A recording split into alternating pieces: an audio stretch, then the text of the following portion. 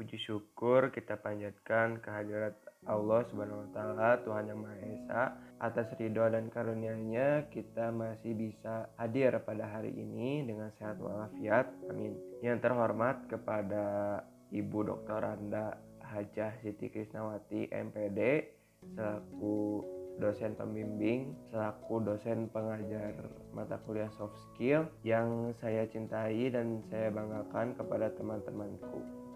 Sebelum kita ke materi utama, saya ingin mengajak teman-teman untuk salam TLM ITL Trisakti 97531. Oke, semuanya siap. Salam ITL Trisakti 97531. Belajar, sukses. Oke, materi yang akan kami sampaikan yaitu fleksibilitas diri. Fleksibilitas diri, pada dasarnya setiap orang memiliki fleksibilitas dirinya masing-masing. Akan tetapi, sebagian orang tidak sadar bahwa ia memiliki kemampuan ini. Fleksibilitas diri adalah kemampuan untuk membaca situasi, beradaptasi, dan bekerja secara efektif dalam situasi yang berbeda dengan berbagai individu atau kelompok. Fleksibilitas membutuhkan kemampuan untuk memahami dan menghargai pandangan yang berbeda. Selanjutnya, tujuan dari fleksibilitas diri. Nah, fleksibilitas diri ini memiliki tujuan. Apa tuh tujuannya? Nah, agar kita dapat melakukan berbagai kegiatan yang berbeda dalam satu waktu. Dan kita mudah berinteraksi dengan lingkungan baru, serta mengembangkan diri kita untuk tidak selalu pada zona nyaman. Nah, untuk mengembangkan skill, mengembangkan kemampuan kita, ini ada beberapa cara melatih fleksibilitas diri.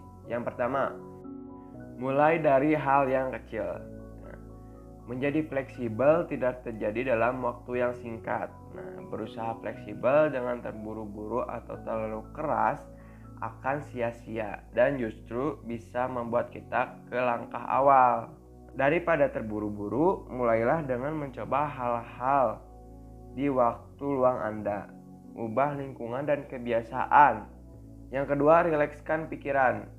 Saat kita menggunakan imajinasi dan keterampilan dalam memecahkan masalah, secara tidak langsung kita juga melatih dan mempersiapkan otak agar bisa lebih beradaptasi dengan situasi kehidupan yang tak terduga. Jadikanlah otak atau pikiran kita senantiasa menjadi luwes dalam berpikir. Selanjutnya, amati sekitar. Terkadang hal yang kita amati dapat memberikan inspirasi kita untuk melakukan sesuatu. Cobalah untuk meluangkan waktu agar melihat apapun yang membuat kita selalu penasaran. Selain itu, bermain puzzle atau game dapat membantu kita mengembangkan imajinasi di pikiran. Abaikan kesalahan atau ketidakmampuan sebagai bagian dari proses pembelajaran. Nah, bekerja secara imajinatif dapat membantu untuk mencapai fleksibilitas yang kita butuhkan. Dan selanjutnya, ubah rutinitas harian. Nah, apabila teman-teman nih punya rutinitas yang jenuh, yang membosankan bagi diri teman-teman, itu kan sangat berpengaruh bagi kegiatan kita ya yang akan kita jalani. Nah, apabila kegiatan tersebut membuat Anda bosan, membuat Anda jenuh untuk melaksanakannya, ya ubah gitu untuk merefresh kegiatan kita agar menjalani hari-harinya itu dengan positif, dengan baik. Yang terakhir, pembawaan yang rileks. Pembawaan yang rileks menjadi lebih kreatif dan menggunakan akal sehat. Selain itu, menjadi fleksibel membutuhkan banyak latihan dan uji coba. Tidak hanya latihan dan uji coba, tetapi penggunaan fleksibilitas dalam diri kita sejauh mana yang sudah kita gunakan. Tidak perlu stres, ada perubahan kita harus fleksibel di dalam kehidupan, tetapi ya sudah jalani saja dengan apa yang kita butuhkan di dalam diri kita, jalani, dan pelajaran di dalam kehidupan dapat membantu kita untuk menjadi lebih fleksibel ke depannya. Ciri-ciri fleksibilitas diri. Yang pertama, dapat melakukan segala sesuatu dengan efektif. Nah, keefektifan ini dapat berpengaruh dalam kegiatan kita ke depannya. Ini ciri-ciri yang kedua, dapat mengamati lingkungan sekitar seperti yang saya jelaskan dari sebelumnya, yaitu dapat mengembangkan diri dan kemampuan kita. Yang ketiga, beradaptasi dengan lingkungan baru dengan mudah. Yang keempat, membaca situasi dan kondisi sesuai dengan keadaan. Yang kelima, dapat mengontrol perilaku yang kita miliki.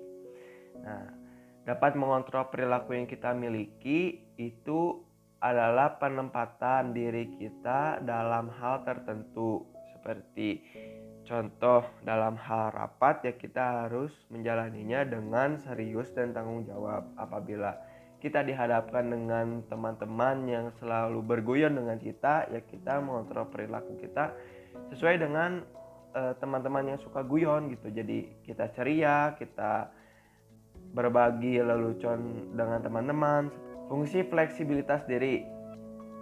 Fungsi yang pertama, penggunaan waktu. Penggunaan waktu ini dengan efektif. Nah, teman-teman menggunakan waktu untuk mengembangkan fleksibilitas diri sangat penting, karena apabila penggunaan waktunya saja belum benar, belum efektif, itu akan mempengaruhi fungsi selanjutnya, yaitu fungsi yang selanjutnya itu mengembangkan kemampuan kita. Yang ketiga, mengambil keputusan dengan adil. Nah, mengambil keputusan dengan adil ini tidak semata-mata kita hanya melihat keputusan orang lain kemudian kita kumpulkan dan gabungkan dengan keputusan kita. Tidak seperti itu ya teman-teman. Tapi kita lihat dulu apakah keputusan orang lain ini baik untuk kedepannya. Nah, maka kita bisa ambil keputusan tersebut. Tidak hanya keputusan kita saja yang menurut kita baik dan adil, tapi kita juga harus mendengarkan keputusan dari orang lain. Dan yang selanjutnya, melakukan berbagai macam tugas, entah itu tugas rumah tangga, tugas kita sebagai tim organisasi di masyarakat, tugas kita sebagai anak yang banyak tuntutannya dari orang tua. Dan yang terakhir yang paling penting adalah yaitu tanggung jawab. Nah, ini mencakup semuanya ya. Kita melakukan sesuatu hal, kita menggunakan waktu dengan efektif, dengan baik, itu harus disertai dengan tanggung jawab. Resiko-resiko yang akan kita hadapi ya kita tanggung, dan kita memberi jawabannya dengan bukti dengan action kita. Apa yang terjadi jika kita tidak menggunakan fleksibilitas dalam diri? Nah, ini sangat berbahaya ya teman-teman. Kita tidak menggunakan fleksibilitas diri itu seperti apa sih akibatnya? Seperti apa sih dampaknya? Yang pertama, dalam zona nyaman. Dalam zona nyamannya itu kita stuck di situ teman-teman. Kita muter-muter aja kegiatan kita seperti itu, dan kita berkelut, kemudian kegiatan yang kita jalani itu tidak ada inovasinya, tidak berkembang gitu. Dan kemampuan kita pun mengikuti habit yang kita jalani. Ya kita dalam zona nyaman, kemampuan kita ya zona nyaman juga, stuck. Yang kedua, ilmu dan kemampuan tidak akan berkembang. Nah, ini berkaitan dengan poin yang pertama. Nah, dalam zona nyaman juga ilmu dan kemampuan kita tidak akan berkembang. Seiring dengan berjalannya waktu, malahan kita akan dimakan oleh zaman. Apa yang akan ditimbulkan? Nah, timbul rasa cepat puas. Akhir dari segalanya itu timbul rasa cepat puas. Dengan apa yang kita capai, dengan apa yang kita dapat, kita cepat puas. Mungkin itu saja yang dapat kami sampaikan tentang materi fleksibilitas diri. Sekian dan terima kasih.